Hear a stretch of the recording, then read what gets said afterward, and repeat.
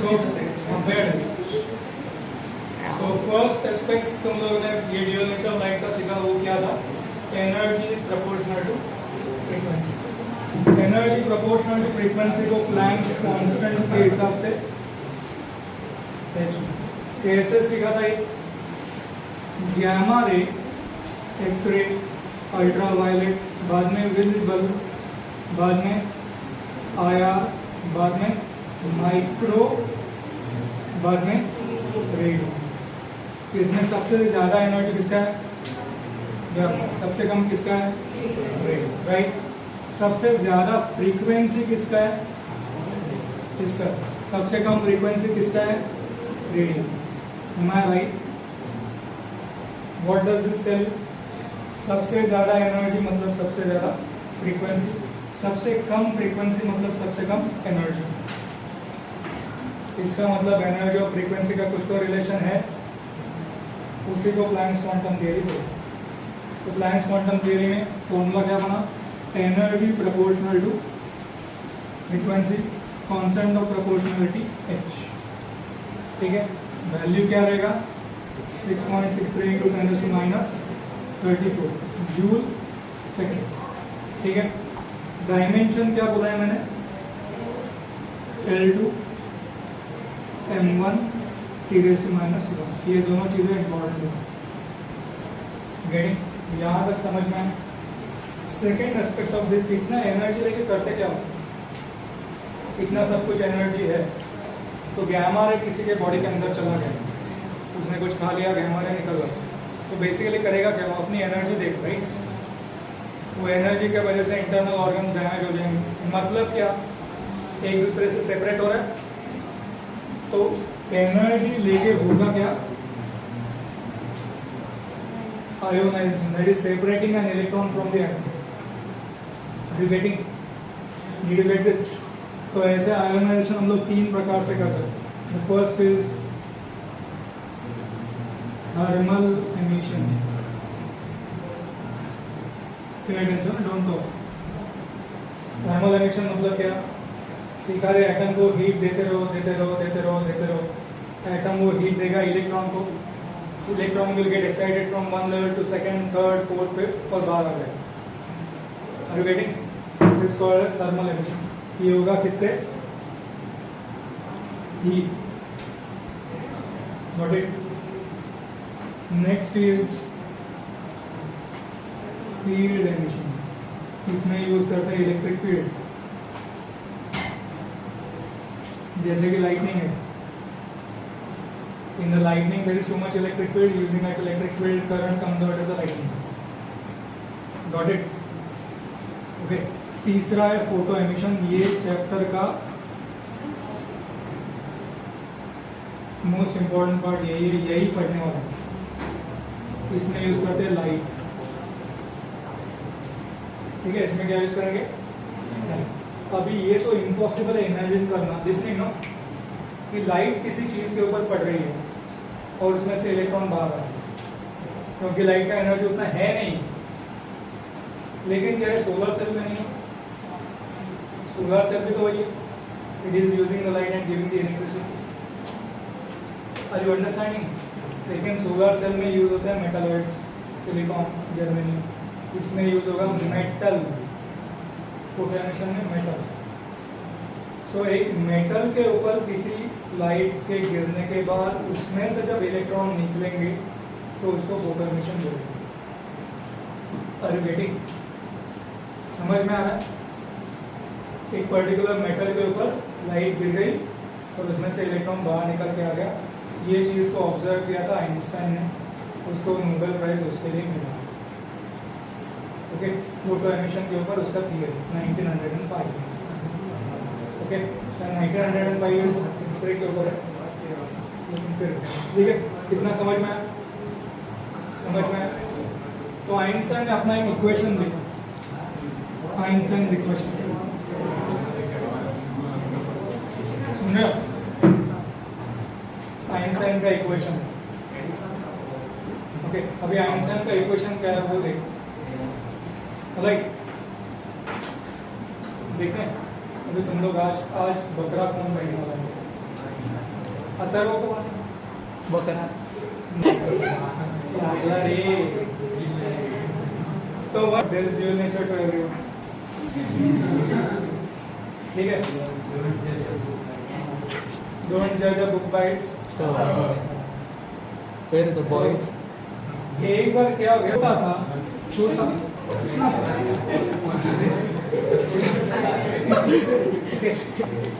Picture को जाना नहीं है, पिक्चर को लेके जाना. तो अभी क्या करें, कुछ तो खर्चा आएगा, फीस भी देना है, पिक्चर को लेके जाना है, खाना है, खिलाना है, घोड़े से हाथों में हाथ डाल के घूमना है, मतलब खुद के उतना तो डेयरिंग नहीं है उसके पास.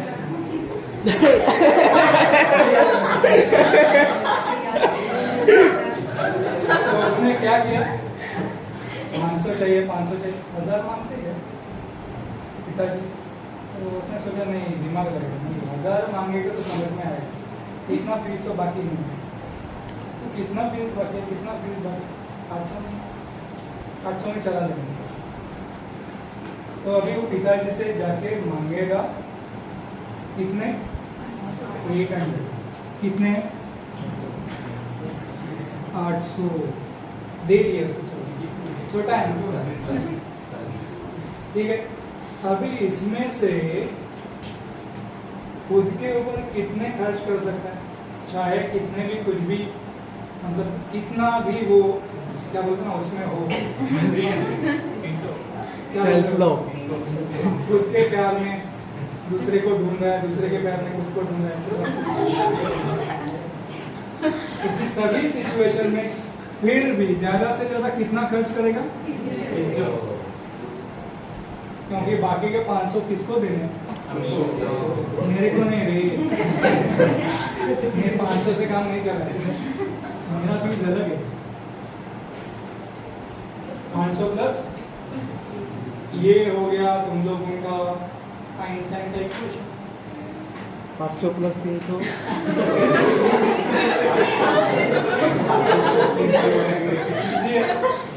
बहुत इजी है. तो ये हो गया मेटल, किसी के मेटल के ऊपर कुछ तो गिरना चाहिए, मंच के ऊपर धन की बरसात हो गई. कितने गिर गए, 800. अभी एक्चुअल मेटल पे क्या गिर रहा है, इसका एनर्जी क्या होता है, h म्यू. इसका एनर्जी h म्यू. उस कितने यूटिलाइज करने नहीं चाहिए, 500. मतलब इतना तो वो टीचर खा जाएगी, बराबर. ये समझ में. अभी ये लाइट गिर रही है मेटल के ऊपर, तो मेटल में से कुछ इलेक्ट्रॉन बाहर आएंगे, बराबर है ना, यही फोटो एमिशन है. लेकिन आने से पहले या मेटल से निकलने से पहले वो मेटल से निकलने के लिए एनर्जी स्पेंड नहीं करेगा, तो वो जो एनर्जी है उसको बोलेंगे work function. Work function is that energy using which electron comes out of the metal. और बाकी के क्या करेगा, वो उड़ाएगा. तो इलेक्ट्रॉन क्या करेगा, इलेक्ट्रॉन अपनी एनर्जी काइनेटिक एनर्जी में स्पेंड करेगा. ठीक है, समझ में. तो ये हो गया तुम लोगों का आइंस्टाइन का इक्वेशन.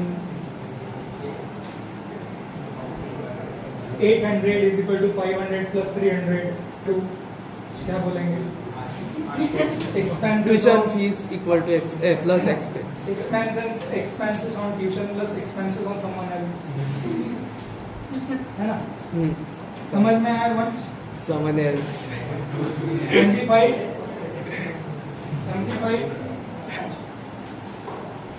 अभी एक बार क्या सोचा, चलो एक राज ना बहुत बोल मारा, मेरे क्लास में नहीं रहना, मेरे को उसके क्लास में जाके पढ़ाई करनी है. समझ में आया, जिसको लेके जाने की सोच रहा है, समझ में आ रहा है. लेकिन समझ में आ रहा, आर यू लिसनिंग? लेकिन जब वो क्लास में जाएगा तो क्या वो क्लास का फीस और पहले वाले क्लास का फीस सेम रहना चाहिए? सेम रहेगा। दोनों अलग अलग क्लास है ना, दोनों में अलग अलग लोग सिखा रहे हैं। Are you getting? समझ में आ रहा? Are you listening? तो ये चीज समझना चाहिए कि हर एक मेटल का वर्क फंक्शन अलग अलग रहेगा। मतलब उसमें से एनर्जी, इलेक्ट्रॉन को निकालने के लिए जो एनर्जी लगेगी वो अलग अलग रहेगी। हर एक मेटल का वर्क फंक्शन अलग है। What is the work function? Work function is an energy required to remove the electron, minimum energy required. Getting? मतलब ये भी एनर्जी है और ये भी एनर्जी है, तो इसको हम लोग एक्सप्रेस करेंगे लाइट एनर्जी के हिसाब से ही। लेकिन इसका सिंबल यूज हो गया म्यू, तो इसमें लिखेंगे mu naught. Mu naught is called as threshold frequency. Threshold का मतलब क्या है? थ्रेशोल्ड का मतलब क्या है? What is the meaning of threshold? For example, तुम लोग बैठे हो पढ़ाई करने के लिए, तुम्हारी छोटी भाई, छोटा भाई, छोटी बहन, कोई तो वो रूम में आ गया। तो वो रूम में आने के बाद सिर्फ रूम में नहीं आते, वो उनके साथ बहुत सारा ऐसा कुछ लेके आते हैं जो तुम लोगों को नहीं चाहिए। तो वो सब कुछ वो लेके आए, खेलने का सामान, गुड़िया, पतंग, सब कुछ लेके, गुड़िया, जो कुछ भी। अभी वो उसके साथ ऐसे देखेगा नहीं प्यार से, वो तुम लोग करो तो वो उसके साथ खेलेगा। ठीक है? खेलने के टाइम वो कितना शोर करेगा उसके हिसाब से तुम लोग उसको टॉलरेट करोगे। ठीक है? खेल रहे हैं, जाने दो, छोड़ दो, अपने को क्या है, मेरा भी टाइम पास, उसका भी टाइम पास। लेकिन एक टाइम ऐसा आएगा कि उसका जो खेलने का तरीका है ना, वो तुम्हारे समझ के बाहर निकल जाएगा। मतलब ये ऐसा क्यों कर रहे हैं? अरे गेटिंग? मतलब तुम लोग आराम से मोबाइल देख रहे हो, ऐसे कुछ तो उसमें से इंटरेस्टिंग दिख रहा है, और ये बार बार मैं देखूं, ऐसे करते रहेगा। एक टाइम आएगा तुम्हारा थ्रेशोल्ड, तुम लोग बोलोगे भाग जा, तो तेरे को फुटबॉल बना दूंगा। Are you getting? Threshold is that limit up to which light गिर रही, एनर्जी दे रही, एक लिमिट आएगा मेटल का। तो इलेक्ट्रॉन उसमें से बोलेगा भाई मेरे को एनर्जी मिल रही है, अभी करूँ क्या? तो मेटल बोलेगा भाग जा यहाँ से, निकल जा। Are you getting? Photo emission हो गया। Are you understanding? So photo emission जिस फ्रीक्वेंसी को होता है, मिनिमम फ्रीक्वेंसी को, उसको बोलेंगे threshold. Did you get it? उससे रिलेटेड जो एनर्जी है उसको बोलेंगे वर्क फंक्शन। अंडरस्टूड? समझ में? ये एनर्जी ही है, इसके लिए उसको इसी फॉर्मेट में लिखा है। समझ में? तो उस मेटल पे, इसी मेटल से अगर तुम लोगों को इलेक्ट्रॉन को निकालना है तो इतनी फ्रीक्वेंसी की लाइट गिरनी चाहिए, तो उसके हिसाब से एनर्जी एक्सचेंज होगा और बाद में एनर्जी एक्सचेंज के बाद इलेक्ट्रॉन निकलेगा। Did you get it? समझ में आया? तो इसको सब्स्टिट्यूट करने के बाद क्या बनेगा? H mu is equal to H mu naught plus, got it? समझ में आया? समझ में आया? नेम साहब हंसना। Did you get it? तो ये हो गया आइंस्टाइन का पहला इक्वेशन। हर एक इस इक्वेशन के Einstein equation has 3 aspects to 4 aspects, 3 फॉर्मूले 4 एस्पेक्ट्स। ओके? ये सभी आइंस्टाइन के एक्सपेरिमेंट्स के पार्ट थे और है, वही अपने को सीखना है, लेकिन आज नहीं कल। ओके? बंद करो।